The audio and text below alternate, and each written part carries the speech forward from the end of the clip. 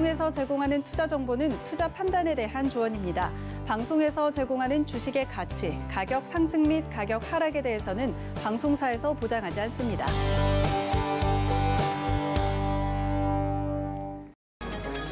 이 시각 헤드라인 뉴스입니다. 한국재계의 거목 이건희 삼성전자 회장이 지난 25일 향년 78세로 타계한 가운데 이건희 회장이 보유한 주식 및 자산에 대한 상속, 지배구조 변화에 관심이 쏠립니다. 이 회장이 보유한 주식 가치는 지난 23일 종가 기준으로 18조 2,251억 원으로 추산됩니다. 증권사들은 코로나19에도 불구하고 기대 이상의 3분기 실적을 거두고 있는데 기뻐하기만 할 수 없다는 지적이 나옵니다. 실적 개선을 이끈 동학개미의 동력이 최근 박스권 장세로 주춤할 가능성이 있고 사모펀드 사태나 코로나19에 따른 해외 자산 가격 하락 여파가 아직 반영되지 않았기 때문입니다. 택배사 주식회사 한진과 롯데 글로벌로지스가 CJ 대한통운에 이어 분류 인력 충원 등을 뼈대로 한 택배기사 지원 대책을 발표했습니다. 택배기사 과로사 문제가 대두되자 나온 대책입니다. 서울시가 데이터 요금 걱정 없이 기존보다 4배 빠른 속도의 공공 와이파이를 무료로 쓸 수 있는 시스템을 구축하고 시범 서비스에 나선다고 밝혔습니다. 까치오는 주요 도로와 전통시장, 공원, 하천, 산책로, 문화체육시설, 역사 주변 등의 공공생활권 전역에 구축될 전망입니다. 시청자 여러분 안녕하십니까. 오늘장 내일장 출발하도록 하겠습니다. 주말 쉬고 왔습니다. 그리고 주말 사이에 이미 다들 알고 계신 소식일 겁니다. 한국재계의 거목 이건희 삼성전자 회장이 별세했다는 소식이 들려왔습니다. 이 소식이 들려오면서 지배구조 여러 가지 또 향후에 있을 일들에 대해서 지금 계속해서 이야기가 나오고 전망, 추측들이 나오고 있는 상황인데 일단 오늘 시장만 두고 보면 삼성전자 소폭 오르고 있고요. 삼성물산 급등하고 삼성바이오로직스 소폭 올라가고 SDS 이런 일단은 지배구조의 정점에 있거나 어떠한 개편에 직접적으로 영향이 올 수 있을 만한 종목군들 위주로 오늘 급등하는 생명도 마찬가지고요. 이렇게 움직이고 있습니다. 이 종목들의 시가총액이 워낙에 큽니다. 어마어마하게 큰 종목들이 지금 20% 안팎에 상승하는 종목들이 나오기 때문에 코스피 같은 경우에는 지수의 낙폭이 그렇게 크지 않습니다. 0.5% 하락인데 어느 정도 버텨주는데 착시 호가입니다. 삼성 관련 종목들 제외하면 전부 다 낙폭이 지금 굉장히 크고요.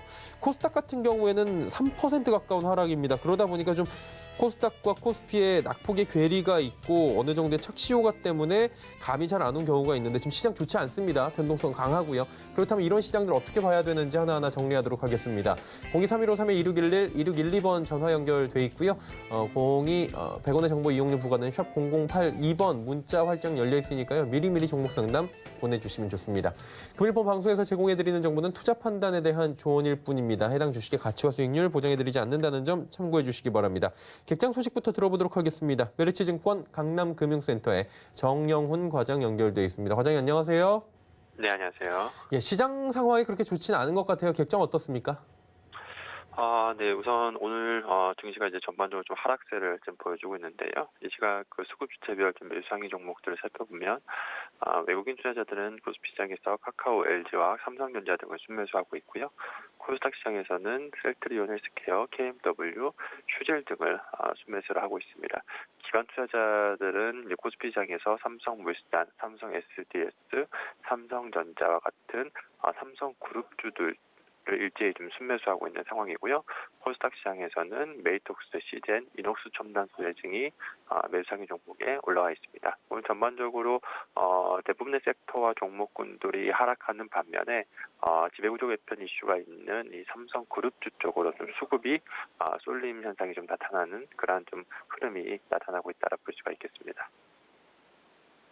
예, 시장 상황 들어봤고요. 오늘 시장 한마디로 어떻게 좀 정리를 해볼까요? 네, 한마디로 오늘 양시장 모두 지금 하락세를 지금 기록하고 있습니다. 아무래도 미국 이제 대선을 지금 이제 며칠 앞둔 상황에서 이 미 대선 관련한 불확실성이 좀 지속이 되면서 시장이 좀 하락세를 좀 이어가고 있다라고 볼 수가 있겠고요.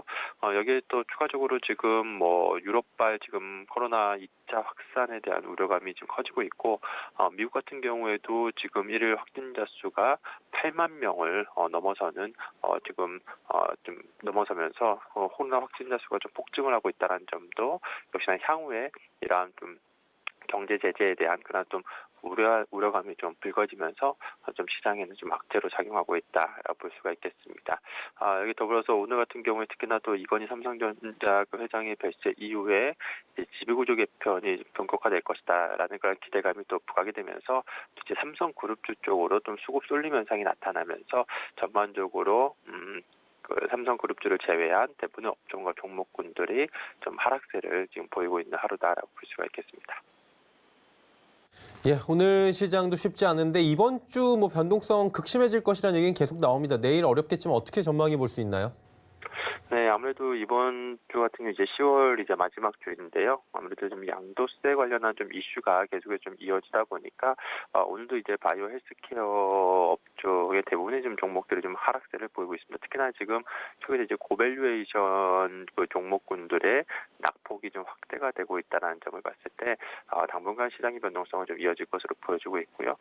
또한 이제 지배구조 개편 이슈가 있는 삼성그룹주 중심으로 좀 수급 쏠림 현상이 좀 이어질 가능성도 단기적으로 이번 주 좀 열어놔야 되지 않나 그렇게 보여지고 있습니다. 다만 지금 단기적으로 이제 낙폭 과대 중심으로 해서는 단기 하락에 따른 반발 매수세가 좀 유입될 가능성이 있는 상황이고요. 또한 이제 오늘 밤 또 미국에서 또한 이제 그 추가 경기 부양책이 만약에 타결이 된다라고 한다면 또 시장 반등을 좀 기대해 볼 수 있지 않나 그렇게 보고 있습니다.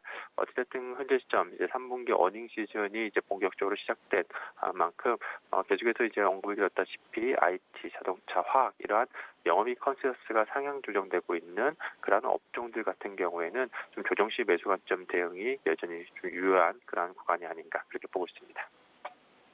예, 오늘 말씀 여기까지 듣도록 하겠습니다. 고맙습니다. 네, 고맙습니다. 네, 강남금융센터 메리츠증권 정영훈 과장과 함께했습니다. 이슈 바로 정리해 보도록 하겠습니다. 펠리제 투자리서치 김민수 대표 연결돼 있습니다. 안녕하세요, 대표님. 네, 안녕하십니까. 예, 이번 주 뭐 경기 부양책 어떻게 될지 봐야 되고요. 본격적인 실적 시즌도 있고 삼성그룹주 동향도 봐야 될 것 같습니다. 일단은 한 주간의 이슈 먼저 좀 살펴볼까요? 네, 이번 주는 또 실적 발표 주요 기업들이 다 같이 이어지다 보니까 조금 더 어떤 개별 모멘텀은 확대될 걸로 보여지고 있는데요. 가장 먼저 오늘 LG화학과 SK이노베이션의 2차 전지 관련된 영업비밀 침해 소송 최종 판결이 이어집니다. 여기서 이제 거의 LG화학 쪽으로 손이 기울었다고 보여지고 있는데 이제 추가적으로 어떤 뭐 손해배상이라든가 그리고 또 만약에 타격을 입은 쪽의 수출 관련된 모멘텀은 또 아무래도 흔들릴 수가 있겠죠. 이런 부분들도 좀 감안해서 관련된 추가적인 정황들 지켜봐야 될 것 같고요. 두 번째로는 오늘부터 중국의 19기 중앙위원회 5차 전체회의가 열립니다. 기니까 어렵죠. 그러다 보니까 19기 우중전회라고 얘기를 하는데 26일까지 이어질 걸로 보여지고 있고요. 여기서는 일단 지금까지 세웠던 5개년 계획에서 2035년까지 이어지고 있는 포괄 장기 계획에 대해서 경제 관련된 얘기들이 많이 나올 걸로 보여지고 있는데 오늘이 첫날이다 보니까 당장 나오는 거는 아닐 것 같고요. 게다가 추가적으로 2, 3일 걸쳐서 나올 수 있는 부분들 계속 중국 경제에 대한 여러 가지 이슈가 되는 부분들을 체크를 해야 될 걸로 보여지고 있고요. 오늘 실적 발표는 그래도 삼성전기, 서울반도체, 현대기아차, 우리금융지주, PI첨단소재 이런 쪽인데 특히 여기서 삼성전기 생각보다 실적 그나마 좀 좋게 발표되는 쪽에서 현대기아차 같은 경우도 일단 지금 분위기라고 하게 되면 어느 정도 적자는 예상을 하고 있는데 적자 폭을 얼만큼 줄일 것인가에 대한 분위기 특히 적자가 만약에 생각보다 그렇게 한 뭐 1조 안쪽으로 들어온다라고 하게 되면 반대로 얘기하자면 일회성 비용을 빼고 나면은 실적이 좋을 것이다라는 쪽에 반등도 되겠죠. 그러다 보니까 이런 분위기도 한번 감안하면서 실적 동향들 그리고 앞으로의 변화들도 지켜봐야 될 것 같고요. 그밖에 미국의 실적 발표 쪽에서는 알파벳 구글이 발표가 될 예정이고요. 하지만 이제 구글 쪽은 최근 들어서도 계속 얘기가 나오고 있는 반독점 관련된 쪽에서 회사의 뭐 대책이나 어떤 내용들을 조금 더 언급하지 않을까로 바라보고 있습니다. 10월 27일 날 화요일 날 내일 같은 경우는 한국의 전자전, 그래서 한국판 CES라고 얘기하는데 이쪽이 개최되면서 또 새롭게 공개되는 IT 기술들 또 많이 나오겠죠. 이에 따른 또 부분들도 체크를 하되 어떤 앞으로의 트렌드가 어떻게 갈 것이냐라는 부분들도 한 번쯤은 살짝 눈여겨볼 수 있는 상황이라고 봐야 될 것 같고요. 그밖에 또 일본의 후쿠시마 관련된 오염수에서 태평양 방류 방침을 원래 내일 확정하기로 했었는데 일단 또 여론이 안 좋다 보니까 보류했죠. 그런데 이 부분은 언제든지 이어질 수 있다는 쪽에서 아무래도 경각심은 높아가고 있는 상황들인데요. 근데 시장에서는 수산주가 움직이긴 하는데 수산주의 동향은 아무래도 바다는 흘러 또 우리나라까지 들어올 수 있겠죠. 그러다 보니까 수산물 기피 현상이 나올 수도 있겠다는 쪽도 염두를 하면서 단순하게 수산주가 수혜주다라는 쪽으로 보기는 조금 힘들지 않을까라는 생각도 하셨으면 좋겠습니다. 게다가 이제 중국의 9월 공업이익 발표가 될 예정인데 살짝 더 좋아지는 모습들이 나올 것 같고요. 하지만 미국의 9월 내구재 주문, 10월 소비자 신뢰지수, 8월 주택가격 지수는 미국 지표들은 별로 안 좋을 것 같습니다. 왜냐하면 지금 최근에 보여지고 있는 여러 가지 동향상 아무래도 지금 경기 부양책이 추가로 나오지 않다 보니까 대표적인 소비단, 소비자 신뢰지수 같은 경우도 빠르게 확장해서 회복하지를 못하고 있는 상황들이죠. 그러다 보니까 기대감은 낮춰야 된다라고 봐야 될 것 같고요. 그 밖에 이날 화요일 날은 신한지주, GS 리테일, 현대제철, 삼성물산, 삼성 SDI 이런 쪽으로 실적 발표를 하는데 아무래도 삼성물산이나 삼성 SDI, 삼성그룹 계열 쪽의 실적 흐름들 눈여겨봐야 될 것 같고요. 혹시나 지배구조 관련된 얘기가 나오지 않을까라는 쪽에서 바라보고 있는데 막상 실적 동향에 대해서는 아직 그렇게 크게 부각받는 쪽은 오히려 삼성 SDI가 아닐까 싶은데 주가는 어느 정도 반영됐다라는 관점으로 보고 있죠. 그 밖에 미국에서는 실적 발표하는 캐터필라 그리고 마이크로소프트, AMD 주목해야 될 것 같은데요. 특히 캐터필라는 앞으로에 대한 전망들, 특히 SOC 투자를 확대시켰을 때 캐터필라의 실적 동향과 관련된 부분들 좀 더 지켜봐야 될 것 같고요. 그 밖에 10월 28일 날 수요일 날 같은 경우는 한국의 10월 소비자 동향 조사 그리고 이쪽에서 소비자 동향 관련된 부분들은 아무래도 한국 입장 쪽으로 보게 되면 지난 9월 달 2차 팬데믹 영향 때문에 아무래도 소비자 심리는 좀 꺾이지 않았을까라는 쪽인데 확인하는 것도 중요할 것 같고요. 그 밖에 두 번째로 PC 게임인 엘리온이 공개가 될 예정인데 크래프톤과 카카오 게임즈가 같이 연결돼 있죠. 그래서 혹시나 카카오 게임즈의 반등 역할로 하지 않을까라는 쪽도 살짝 눈여겨봐야 될 것 같고요. 그 밖에 한국의 실적 발표하는 LG노텍 그리고 또 OCI, 아모레퍼시픽 같은 경우가 눈에 띄는데 특히 아모레퍼시픽 같은 경우 눈높이보다 좀 더 선전하는 실적을 보여주는지 여부가 중요하다고 봐야 될 것 같고요. 그만큼 수출이 변화를 이끌었는지 확인해야 될 것 같은데요. 그 밖에 미국의 실적 발표 쪽에서는 포드나 GE 그리고 보잉 대표적으로 이번에 코로나 피해주죠. 이런 쪽에서 실적 선방이 나왔는지 체크를 해야 될 것 같고요. 10월 29일 날 목요일 날 같은 경우는 한국의 10월 기업 경기 실사 지수와 무역 지수, 교육 조건 발표가 됩니다. 근데 기업 경기 실사 지수의 추이를 보게 되면은 일단 최근 들어서 수출이 조금씩 좋아지기 시작하면서 게다가 중국 지표들이 좋아지면서 일단 반등에는 꾸준히 이어나가고 있는 모습들인데 이런 추세가 계속 이어질지 확인해야 될 것 같고요. 그 밖에 현대차와 현대갤로비스 그리고 또 LG와 간의 배터리 리스 사업과 관련된 MOU가 체결이 됩니다.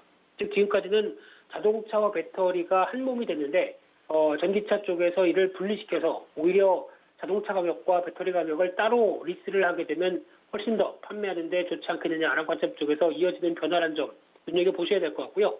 그 밖에 또 에코프로 EM이라는 합작사가 탄생하는데 삼성 SDI와 에코프로 BM이 합작해서 양극재 신공장을 착공하죠. 지금같이 오히려 2차전지 관련주들이 쭉 무거워져서 하락하는데 오히려 이슈화가 되면서 반전이 나올 수도 있지 않을까라는 생각도 살짝 들어가고 있고요. 그 밖에 이날 삼성전자가 실적 발표하는데 목요일입니다. 주중 환원정책 관련된 쪽의 얘기가 분명히 나올 걸로 보여지고 있는데 관련돼서 삼성그룹 얘기도 살짝 나올 가능성이 높기 때문에 이 부분 체크를 해야 될 것 같고요. 그 밖에 현대모비스, 네이버 실적 확인해야 될 것 같고요. 미국에서는 또 중요한 애플과 페이스북, 아마존닷컴 대표적인 IT 기업들이죠. 이쪽에 대한 실적들이 본격적으로 나오다 보니까 관심이 높은 미국 시장의 동향도 이날 같이 체크를 해야 될 것 같습니다.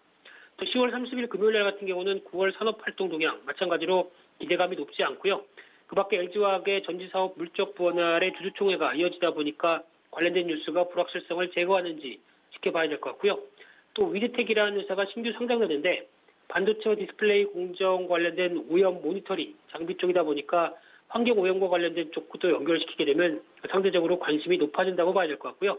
그 밖에 유로존 3분기 GDP 그리고 또 미국의 9월 개인소득과 소비지출이 발표될 예정인데 최근의 동향을 보게 되면 개인소득과 소비지출 모두 다 어떤 정부의 지원책으로 인해서 크게 움직였다가 최근은 다시 가라앉는 분위기죠. 그렇기 때문에 아직까지는 대선 전까지 이 부분이 확인되기 전까지는 좀 어렵겠다라고 보여지고 있고요.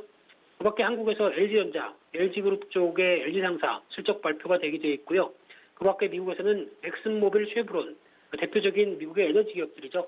이번에 실적이 생각보다 좋지 않을 걸로 보여짐과 함께 친환경 시대에 어느 쪽으로 방향을 잡을 것인가 이런 부분에 대한 숙제도 해결할 수 있는지 또 지켜보셔야 될 것 같습니다. 예, 말씀해 주신 부분 중에서 현대차 있었는데 지금 3분기 실적 나왔습니다. 3,138억 원의 영업손실 적자 전환인데 이 부분이 지금 품질관리 비용 3조 4천억 원이 이번에 바로 그냥 넣어버렸습니다. 바로 반영이 된 부분이기 때문에 오히려 지금 실적이 나온 뒤에 주가는 3%가 넘게 올라가고 있는 모습도 보여지고 있는 속보 지금 전해드렸고요. 자, 그렇다면 대표님, 이번 주에 저희 전략들 어떻게 가져가는 게 좋을까요? 네, 현대차 관련돼서 실적 잘 나왔네요. 예. 이 정도면은 거의 8천억에서 1조 정도 적자 나올 걸로 생각했는데 그만큼 실적이 좋다는 거를 반증한다고 봐야 될 것 같습니다. 현대차 저점 매수 계속 가능하다고 봐야 될 것 같고요. 그밖에 시장은 좀 힘이 없습니다. 원화 강세는 뚜렷한데 아직까지 시장에 좀 빠르게 움직이다 보니까 좀 고민하는 분위기고요. 게다가 또 코로나 재유행 그리고 또 미국 대선 결과 그리고 또 양도세 이슈는 계속 나오는 얘기고요. 그러다 보니까 실적 발표와 함께 지금 중소형주 쪽으로 좀 더 축 처지는 모습들이 나온다라고 하게 되면 일단은 지금부터 코스닥 기준으로 800선 이하에서는 일단 추가 하락에서는 오히려 또 매수 기회가 나오지 않을까라는 관점도 살짝 엿보이고 있는데요. 그만큼 어떤 신용 관련된 급한 매물이나 아니면 시장의 우려감 때문에 먼저 나오는 매물이 주가를 싸게 만든다. 당연히 매수 기회로 봐야 되겠지만 한 번에 사지 마시고 천천히 사시는 전략이 좋지 않을까 생각되고 있고요. 마찬가지로 시장에 대해서는 여전히 조정시 비중 확대는 유지하되 지금 시장 아직 바로 턴할 분위기가 아닐 수도 있기 때문에 조금 더 관망해 가면서 살살 대응하자 이렇게 말씀드리겠습니다. 예, 전략들까지 들었고요. 오늘 말씀 여기까지 듣도록 하겠습니다. 고맙습니다. 네, 감사합니다. 할리지 투자 리서치 김민수 대표와 함께했습니다.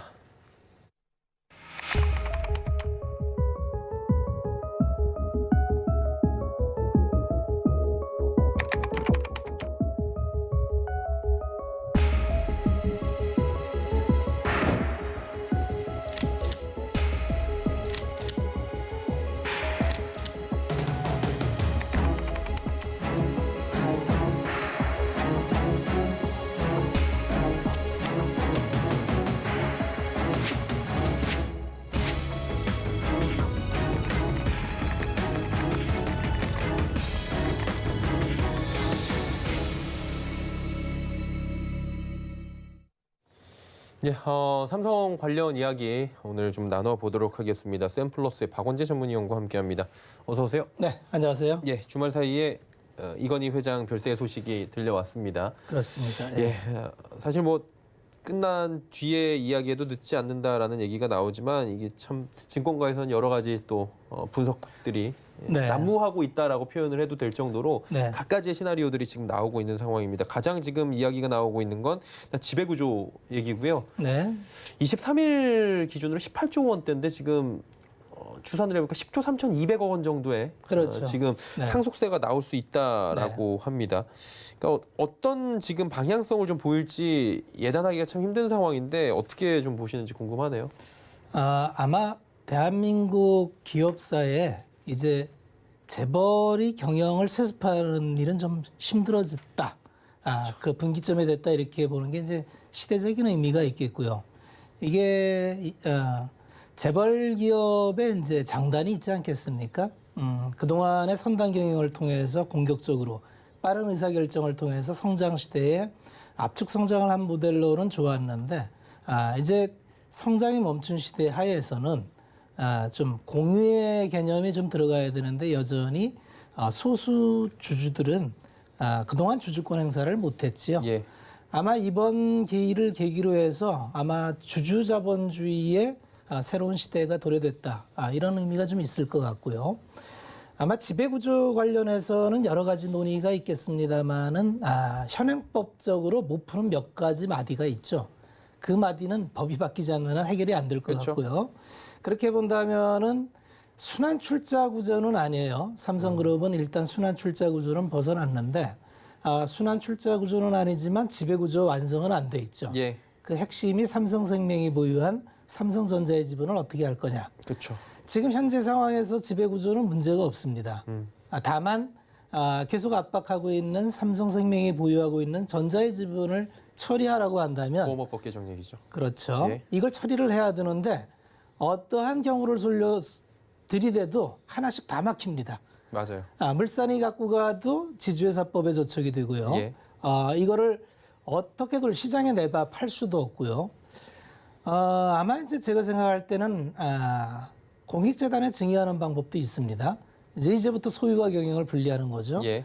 이재용 부회장이 차제에 뭐 자기는 경영권 세습을 안 하겠다고 선언한 마당에 굳이 지분을 갖고 있을 이유는 없거든요. 그렇게 본다면은 공익재단이 이제 5%까지 보유할 수 있으니까 삼성이 보유하고 있는 공익재단이 4개가 있죠. 예. 4개 재단에 좀 안분해서 증여를 해버리면 아마 그런 방법도 있을 수 있겠고요. 방어도 되고요, 경영권이. 그래서 이거는 이제 지금 결정할 수 있는 문제가 아니고 예. 이제 앞으로 정치권의 입법 과정과 삼성이라는 이 특수 상황을 그런 달에서 이제 삼성이라는 기업의 지배권을 예. 방치할 수는 없는 문제 아니겠습니까? 대한민국의 경제 포션의 한 20% 이상을 차지하고 있는 그런 그룹의 일인데 예. 슬기롭게 정치권과 사회가 좀 합리적인 대안을 좀 마련해서 삼성만의 문제가 아니고 앞으로 대한민국 지배구조 전체적인 손을 봐야 되니까 좀 미진한 법이나 이런 거 상속증여세법을 포함해서 같이 어울러서 다룰 수 있는 계기가 됐다. 그렇게 말씀을 드리겠습니다. 예. 일단은 뭐 방금 전에 말씀을 해주셨지만 요약을 하자면 어떤 방식으로 지금 지분을 처분하거나 증여를 하거나 해도 하나씩은 다 걸린다. 네. 지금 그래서 그게 시나리오별로 그렇죠. 신빙성은 다 있고 타당성은 있는데 삼성이 예. 그 대단한 그룹에서 왜 아직도 해결을 못했겠습니까? 법이 현행법적으로 해결할 수, 완벽하게 해결할 수 있는 방법이 없어요. 그렇죠. 예를 들어서 생명거를 가지고 와버리면 이게 금융지주가 돼버리니까 네, 손자회사들을 처분을 해야 되는 그렇죠. 건데 그러면 또 50%의 또 어떻게 가산세를 하든지 내잖아요. 다 걸립니다. 다 비슷한 금액을 낸다는 거죠. 예, 지금 물산이 그 지분을 갖고 오면은 또 그 자회사 자산이 50%를 넘으면 또 지주회사가 되기 때문에 다 사야 되잖아요. 20% 현행법으로 20%를 사야 되고 이걸 또 30%로 개정하려고 하는 그러니까요. 움직임이 있거든요. 어차피 안 됩니다. 그렇게 할 수가 없어요. 그래서 어렵네요. 지금 액션을 취할 수는 없어요. 삼성그룹 입장에선 지금 이걸 가지고 지난 6년 동안 고민해왔던 문제고 쉬웠으면 이미 해결이 됐을 텐데 그렇죠. 이거는 아마 사회적인 담론을 통해서 출구 방안을 마련해 줘야 되는 게 맞다고 봅니다. 윽박지를 수 있는 문제는 아니고 예. 출구를 마련해 주고 우리는 이제 건전한 자본시장에 갈 수 있는 방향성을 찾아주는 거죠. 그렇죠. 지금까지는 지배주주와 비지배주주 간의 차별이 굉장히 많았는데 예. 아주 의미 있는 거는 앞으로는 이제 배당 성향이 굉장히 높아질 거라는 거죠. 예. 그러면 그동안 비지배주주는 사실 이번에 대주주 3억 양도세 과세도 문제가 되는 게 예. 주총장 가서 발언권도 없는 대주주가 어디 있습니까? 이사회에 참석하는 건 고사하고 주총장 가서 발언권도 없는데 대주주라는 거는 사실 말이 안 되는 얘기고 그렇죠. 이건 세법의 편의를 통해서 이제 대주주를 만들어 놓은 그런 과정인데 이번 기회에 어떤 비지배주주가 누릴 수 있는 권리라는 건 예. 사실 미래의 캐시플로거든요. 그렇죠. 그건 배당입니다. 그동안에 이제 재벌들은 굳이 배당을 높일 이유가 없었던 게 이사회를 통해서 실질적으로 기업을 장악하고 있기 때문에 예. 기업을 통해서 얼마든지 본인의 권리를 누려왔습니다. 이제 그런 연결고리가 끊어진다면 유일하게 이제 지배주주와 비지배주주가 이익 공유를 하게 되는 거죠. 배당을 통해서. 그렇죠. 그렇게 본다면 한 차례 대한민국 주식시장은 좀 한 단계 업그레이드 레벨업 할 할 수 수 있는 계기가 됐다. 이게 의미가 있는 거죠. 뭐 짠물 배당으로 대한민국이 워낙에 유명하다 보니까 성향이 그렇죠. 낮다고 지금 지적을 많이 받아왔잖아요. 네. 예, 글로벌리하게. 네. 이게 보면은 이제 LG 구광모 회장 관련해서도 배당 성향이 LG가 지금 굉장히 좋아지고 있는 그렇죠. 부분도 있는데 네. 결국에는 지금 연납이잖아요. 그렇죠. 방향이. 연부연납하겠죠. 연부연납을 할 거예요. 여기는 네. 이 큰 돈이 어떻게 나올 수가 없으니까. 그렇죠. 그럼 배당은 무조건 높아질 수 있다라고 지금 시장에서는 얘기하는데 거기엔 동의하시는지 궁금하네요. 거의 그렇게 된다고 봐야 되는 이제 게 무조건까지는 아니어도. 이제 이번에 아마 또 그동안 삼성이 대를 이어갈수록 항상 비자금이 항상 문제가 됐었죠. 예. 그래서 먼저도 이제 비자금을 이제 신고를 했더니 이제 누락된 거 같고 예. 또 2조 5천억에서 8천억 이렇게 또 세법 신고도 했었고 그랬는데 이번에도 과연 비자금이 나올지 좀 관심이고요. 이제는 사회가 다 투명해졌기 때문에 변칙적인 방법으로 부를 이전할 수 있는 방법은 없습니다. 실질적으로 이제 국내의 그 재벌 순위나 최근의 파운더들, 뭐 셀트리온 그룹이나 뭐 네이버, 카카오 등의 경우를 봐도 그 대주주가 자기의 지분을 자식한테 세습한다는 생각 자체를 안 하고 있죠. 예. 불가능합니다. 그러면 현행세법상으로는 모든 기업이 공기업이 돼야 돼요. 상속세를 결국은 주식으로 현물 납부를 할 텐데 예. 이건 굉장히 부조리죠. 그래서 이런 부조리한 것이 현행세법에 이제 시대에 맞지 않는 그런 부분이 있기 때문에 이번 기회를 통해서 아마 삼성 문제는 그런 타협적인 부분에서 합의가 좀 이루어져야 될 것 같고요. 예. 앞으로 6년이라는 시간이 남았으니까 그 6년 동안 좀 합리적인 솔루션이 나와서 그 다음에 경영하는 사람들도 이제 마음껏 경영을 할 수 있게 하고 또 이제 부의 세습은 원천적으로 이제 실질적으로 불가능해지니까 소유와 경영이 분리되면서 전문 경영인을 어떻게 키울 것인가. 그 다음에 대리인의 문제. 뭐 여러 가지 복합적인 뭐 재벌 오너가 사라지면은 또 그 자리를 대리인이 차지하니까 자기 기업 단위인데 자기 건양하는 대리인 문제가 발생하거든요. 그렇죠. 그래서 그러한 복합적인 문제를 같이 어떻게 다뤄야 해결할 되는 굉장히 큰 담론이 시작됐다. 그렇게 보고 있습니다. 그리고 이제 저희는 실질적인 주가의 향방을 좀 이제 구체적으로 보도록 하겠습니다. 삼성전자가 있고요. 물산이 있고 SDS가 있고 삼성은 뭐 관련 삼성만 치면 주식이 엄청나게 많이 있고 시가총액들이 다 커요. 네. 근데 오늘 지금 보면은 대장주 삼성전자부터 좀 살펴보면 현 시각 400원 오르고 있어요. 네. 많이 안 올라가고 있다고 이제 많은 분들이 얘기가 나올 텐데 네. 이거 어떻게 보세요, 이 쪽은? 두 가지 측면이 있죠. 네.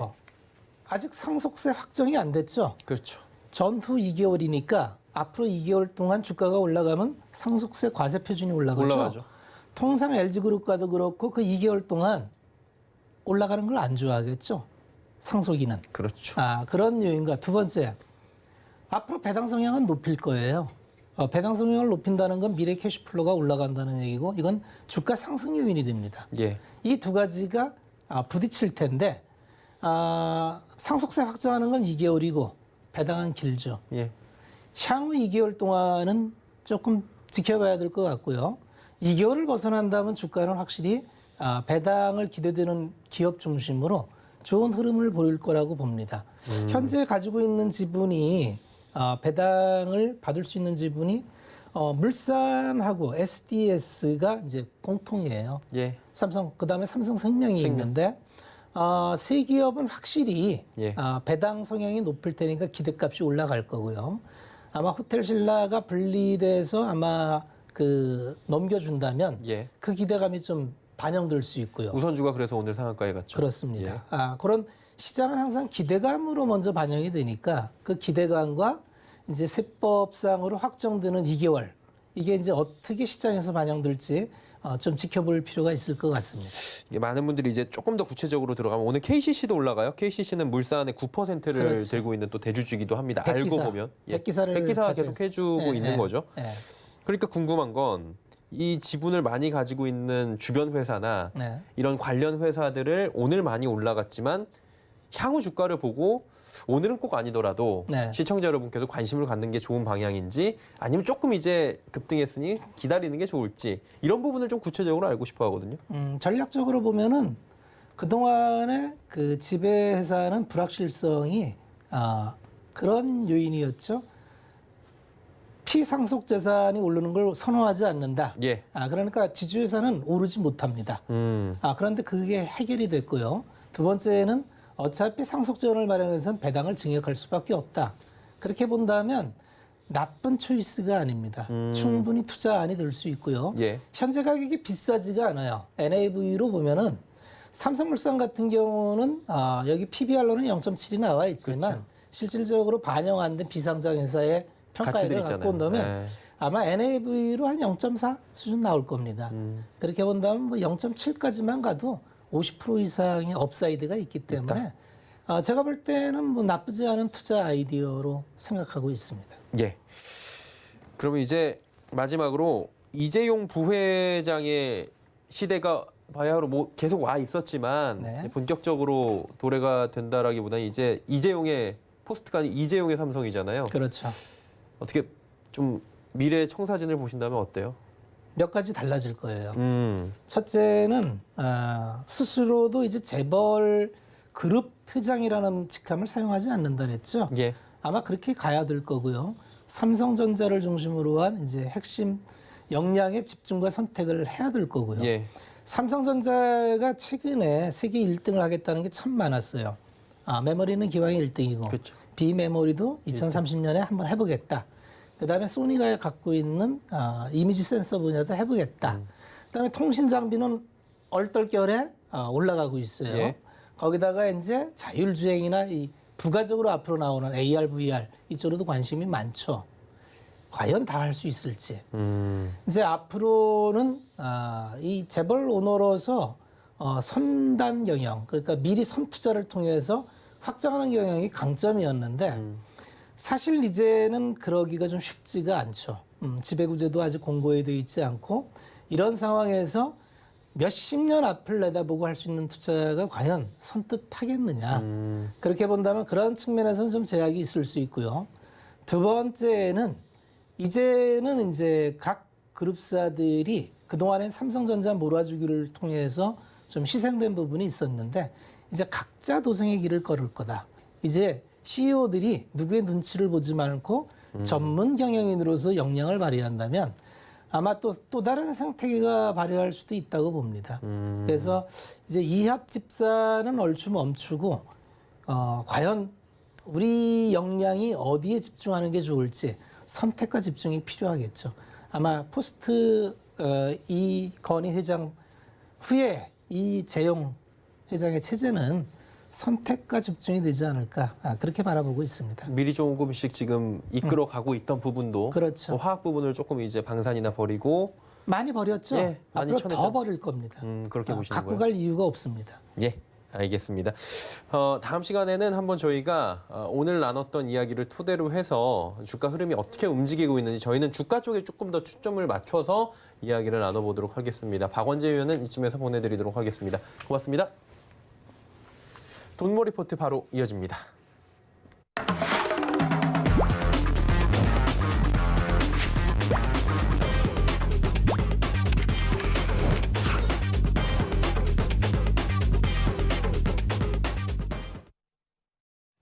예, 돈 워리포트 시간 바로 이어가 보도록 하겠습니다.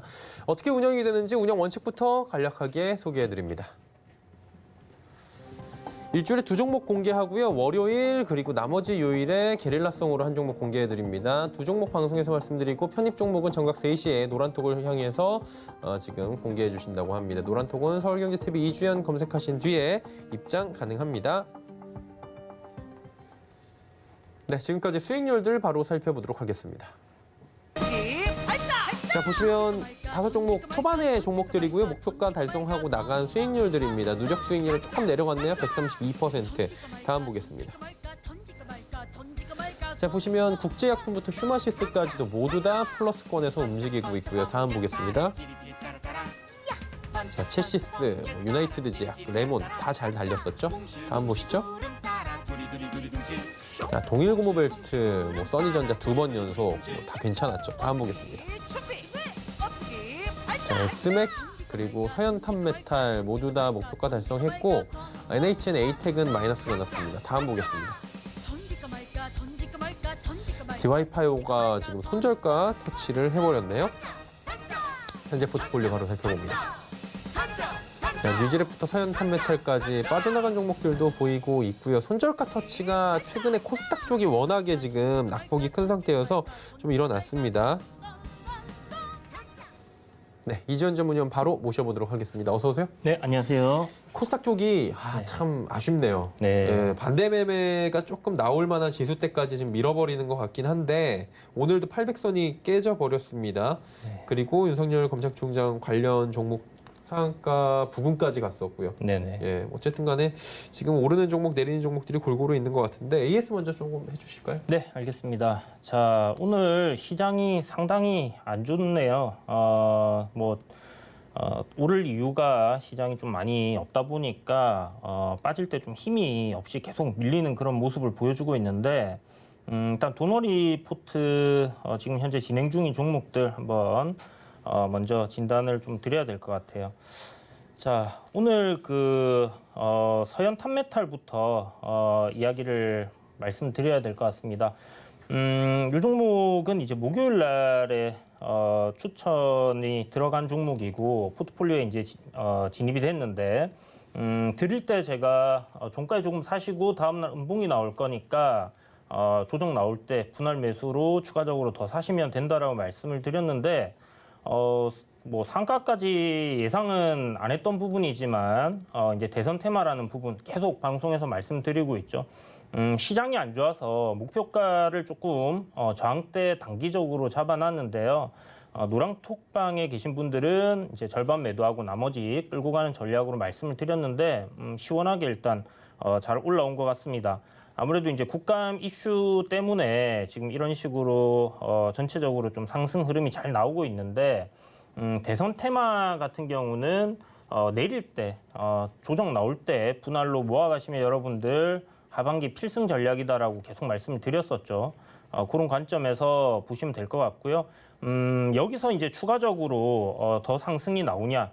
이 부분은 조금 조정이 나온 이후에 다시 한번 더 가지 않을까라는 생각도 드는데 지금 현재 뭐 흐름상을 봤을 때는 상한가 뭐 아직까지 흐름을 봐서는 뭐 명확하게 오늘 상한가 가는 흐름입니다라고 말씀을 드리기에는 조금 그런 것 같아요. 그래서 뭐 어쨌든 크게 뭐 조정이 안 나온다고 하면 추가적으로 좀 상승하는 흐름이 이어질 가능성이 높겠다라는 생각이 들고요. 어찌됐든 이제 윤석열 검찰총장이 정치를 할지 안 할지에 대한 부분은 뭐 저도 모르고 아마 그 누구도 모르겠죠. 하지만 일단 기대감에 주가가 상승을 하고 있다라는 부분. 그래서 저점에 매수하신 분들 같은 경우는 그냥 끌고 가시는 전략으로 가져가 보셔도 괜찮지 싶습니다. 그래서 비중 일부는 익절을 좀 챙기시고요. 나머지 비중은 한번 더 크게 보시고 가져가시면 좋을 것 같아요. 제가 계속 말씀드렸지만 대선 테마들 같은 경우는 이쪽 섹터는 바닥권에서부터 올라갈 때 10배짜리들이 많이 나옵니다. 그래서 못해도 3배에서 10배 정도를 이렇게 보시라고 말씀을 드렸는데 서현 탑메탈이 시가총액이 큰 종목이 아니에요. 시총이 이제 600억 정도밖에 안 되기 때문에 서현이 대장이지만 서현 탑메탈이 좀 더 탄력이 있게 움직일 가능성이 높았다라고 생각이 들어서 이 종목으로 이야기를 드렸던 부분이고요. 그런 관점에서 좀 더 시세를 지켜보는 것도 괜찮겠다라고 생각이 듭니다. 하지만 혹시나 방송 보시고 고점에 추격 매수하시면 절대 안 된다. 조정 나올 때까지 기다리시라고 말씀을 드리겠고요. 이 대선 테마 관련해서는 제 노란 톡방에서 지금 바닥에 있는 것도 올라갈 만한 것들 추려가지고 여러분들께 말씀드리고 있으니까 궁금하신 분들은 참고하시면 좋을 것 같습니다. 자, 그리고 DY 파워를 볼 텐데 지금 현재 괜찮은 흐름 이어가다가 최근에 코스닥 그리고 코스피 전체적으로 이제 좀 힘없이 밀리는 흐름을 보이고 있습니다. 그래서 지금 현재 흐름이 이 박스권을 돌파한 이후에 만들어지는 조정, 여기서 이 단기적인 박스권 하단을 이탈하지 않고 추세를 좀 유지를 해준다면요. 조정 이후에 시장 조정 이후에 시세가 좀 강하게 만들어질 가능성도 높다는 생각이 듭니다. 그래서 실적이 꾸준하게 나오고 있는 종목이고요. 여러분들이 이제 단기적인 트레이딩 관점으로 접근을 하신 게 아니라면 추가적인 매수 관점으로 좀 보셔도 될 것 같고 다만 이제 손절가 여러분들 꼭 생각을 해두시고요. 그냥 무작정 계속 가져가겠다라고 생각을 하시면 안 될 것 같아요. 물론 기업적인 부분 좋습니다. 지금 시장 영향으로 빠지는 거기 때문에 매수 관점 기회로 보시고 접근을 하셔도 좋지만 여기 지금 시장 상황이 제가 지난번에 말씀드렸다시피 헤드앤숄더 모양이거든요. 여기서 추가적으로 크게 빠질 가능성도 열어두셔야 돼요. 그래서 추가 매수를 하실 때는 너무 공격적으로 하지 마시고 더 하락할 가능성을 열어두고 분할 관점으로 접근을 좀 해보시는 게 좋지 않나라는 생각이 듭니다. 그래서 1,500원에서 1,300원대 요 가격대는 지켜줄 것 같은데 일단 포트폴리오에서는 제외가 되는 손절가 터치됐기 때문에 제외가 되는 부분이 있다는 부분 참고하시고요. 지속적으로 궁금하신 분들께서는 톡방에서 제가 이야기를 드릴 테니까 물어보시고 하시면 좋을 것 같습니다. 자, IA는 지금 현재 역시나 조정이 나오면서 전저점 부근까지 이렇게 밀려 내려와 있습니다. IA의 그 주력 사업, 그러니까 자율주행이라든지 전기차 이쪽 섹터들은 제가 봤을 때 조정 이후에 다시 한 번 더 또 강하게 움직일 수 있는 그런 부분이기 때문에요. 조정 시 분할 매수 관점으로 접근하시면 좋겠고 제 생각에는 475원 정도까지 조정이 나온다면 좀 비중 있게 베팅을 해볼 만한 자리가 아닌가라는 생각이 듭니다. 그 이하로 내려온다면 지금 현재 보유하고 있는 회사들 가치만 따진다고 해도 굉장히 저렴한 구간이다.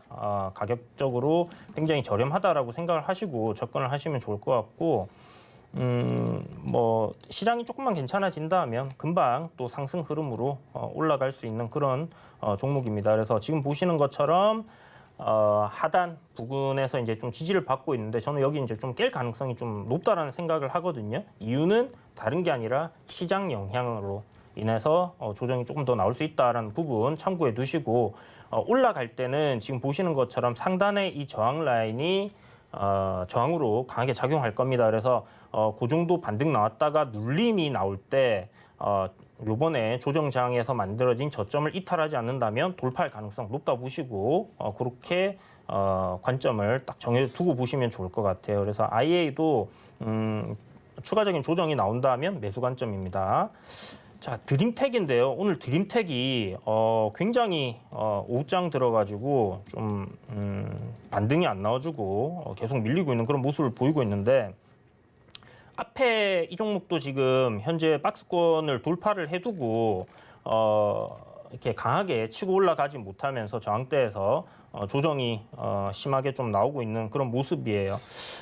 보면 거래량이 지금 뭐 거의 없이 밀린다고 봐도 되는데 이런 부분을 이제 볼 때 기존에 보유하고 있던 그러니까 이제 주가를 좀 이렇게 강하게 핸들링을 해줄 수 있는 어떤 주체가 있다 하면 그 주체들이 전량 매도를 한 건 아니다라고 생각을 할 수 있을 것 같고요.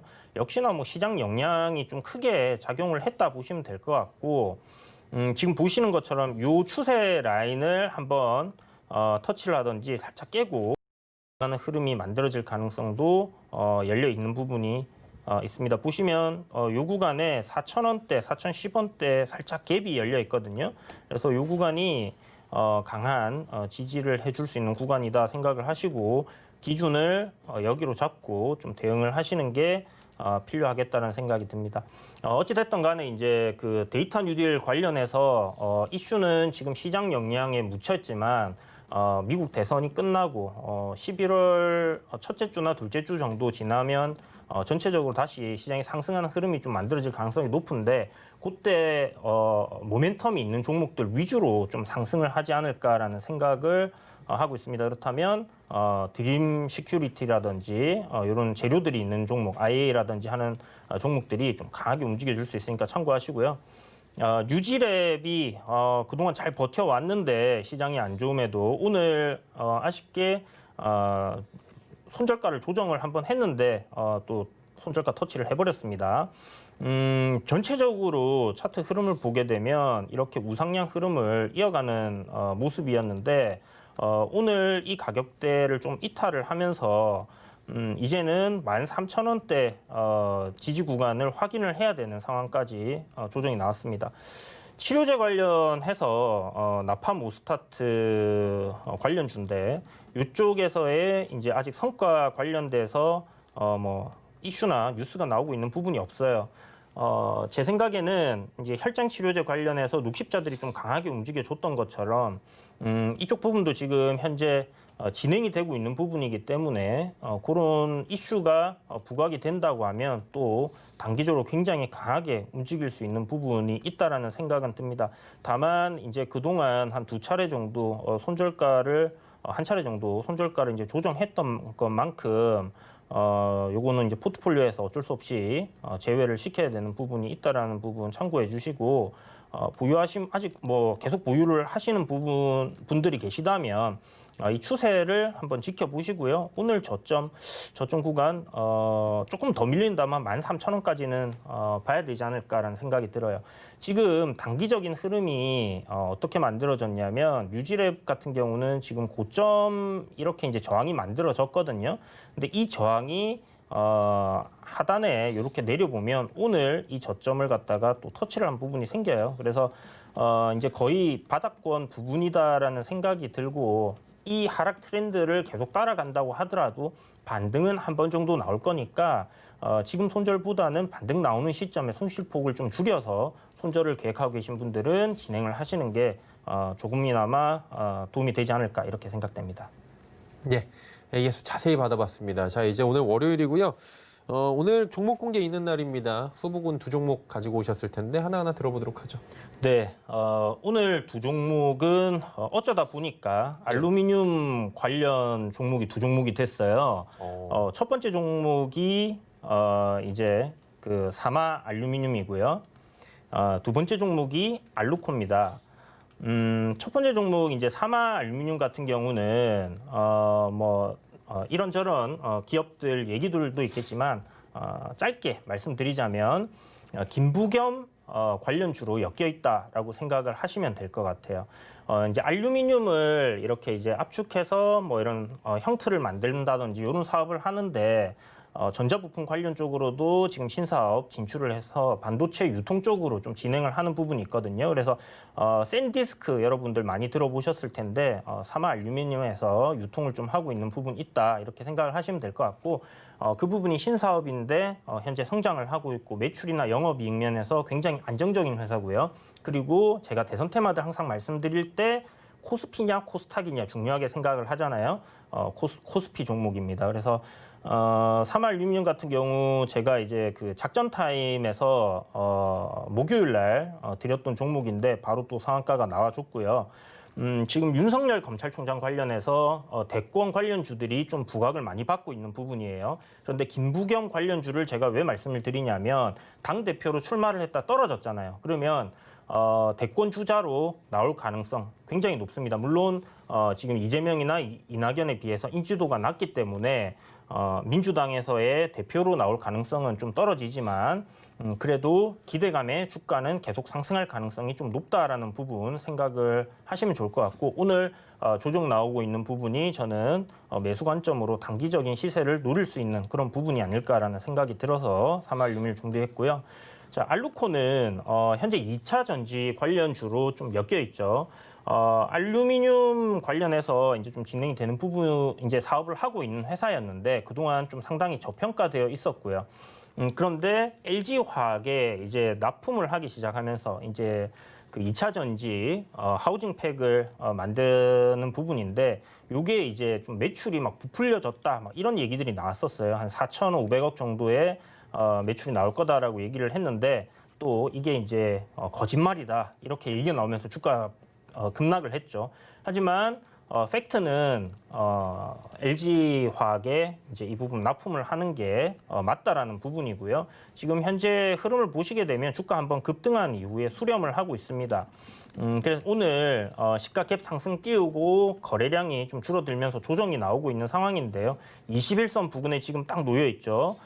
저는 매수 관점으로 지금 접근을 하시면 상당히 괜찮은 종목이다라는 생각이 들고요. 오늘 눌림이 아닐까 생각 들고 내일쯤 시가부터 상승해서 좀 시세가 강하게 나올 가능성이 있다라고 생각을 하시고 접근을 하시면 좋을 것 같습니다. 단지 지금 이렇게 수렴을 해놨다가 아래로 한번 파고 갈 수도 있기 때문에 여러분들 손절가는 확실하게 잡아두고 접근을 하시는 게 좋겠다 이렇게 정리해드리겠습니다. 네, 알루코까지 듣고 왔고요. 어떤 종목이 선택이 될지는 잠시 뒤에 3시에 서울경제TV 이주연 검색하고 들어오시면 톡방에서 확인할 수 있다고 합니다. QR코드 이용도 가능하니까요. 많은 이용 부탁드리도록 하겠습니다. 잠시 뒤에 뵙겠습니다. 네. 네. 금일본 방송에서 제공해드린 정보는 투자 판단에 대한 조언이었습니다. 해당 주식의 가치와 수익률 보장해드리지 않는다는 점 참고해 주시길 바랍니다. 잠시 뒤 마감 임박 60분의 승부에서 뵙겠습니다. 고맙습니다.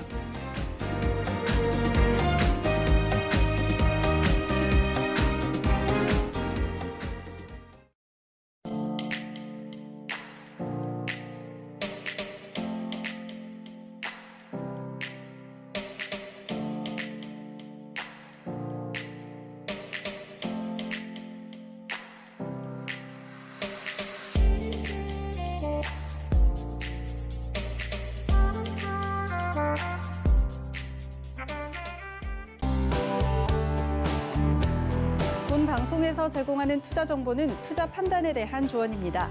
방송에서 제공하는 주식의 가치, 가격 상승 및 가격 하락에 대해서는 방송사에서 보장하지 않습니다.